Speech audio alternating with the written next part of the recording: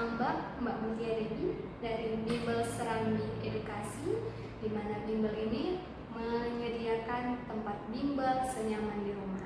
Oke. Nah, untuk hari ini Mbak akan menjelaskan materi tentang cermin cembung dan cermin cekung, karena sebelumnya udah kita pelajari tentang gelombang cahaya dan cermin datar.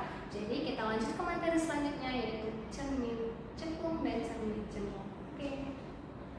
Oke, jumpa lagi dengan Mbak Mutia. Nah, untuk video sebelumnya itu kita mempelajari tentang cermin cekung. Nah, di sini Mbak akan lanjut ke cermin cembung.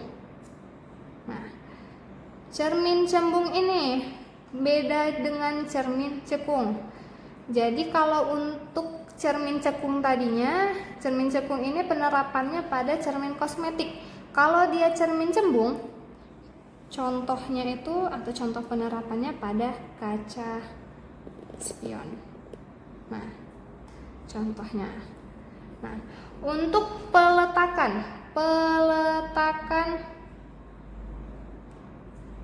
ruang-ruang cermin cembung. Oke, kemarin udah ada Mbak buat cermin cekung gimana. Ini hari ini bakalan Mbak gambarkan cermin cekungnya, cembungnya.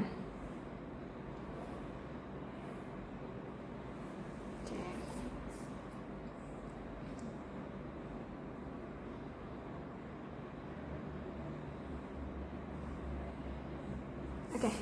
Nah, kalau misalkan untuk cermin cekung, letak garis-garisnya itu atau arsirannya itu akan di belakang sini, di sebelah kanannya, di sebelah kanan kalian atau di sebelah kiri kalian. Nah, pokoknya di sebelah sini kalau untuk cermin cekung.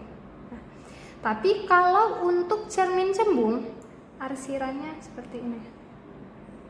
Nah, jadi bentuk kacanya itu kayak menggendut keluar.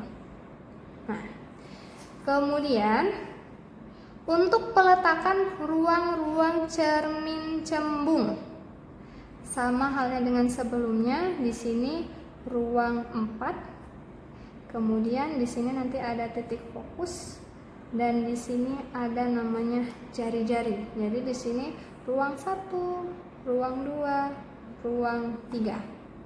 Nah, di sini terlihat ya arsirannya ini. Kemudian jarak fokus dan jari-jari. Nah, arsirannya ini kan berarti menjelaskan mengenai bahwa ini di belakang cermin. Jadi ketentuan untuk cermin cembung, ketentuan dari cermin cembung,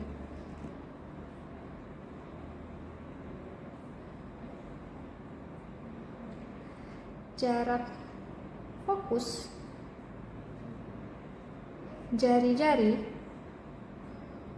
nanti nilainya akan negatif. Kenapa negatif? Karena terletak di belakang cermin. Nah, sebenarnya kalau untuk cermin cembung secara nyata, untuk peletakan gambarnya, peletakan benda pasti kan selalu di depan cermin. Jadi dia selalu di ruang 4 bendanya. Tapi ada juga nanti untuk soal-soal, latihan soal bisa nanti diletakkan di sini, di ruang 1, di ruang 2 atau di ruang 3. Tapi kalau secara nyata sebenarnya segala bentuk atau segala bendanya pasti berada di ruang 4. Oke. Untuk itu di sini ada rumus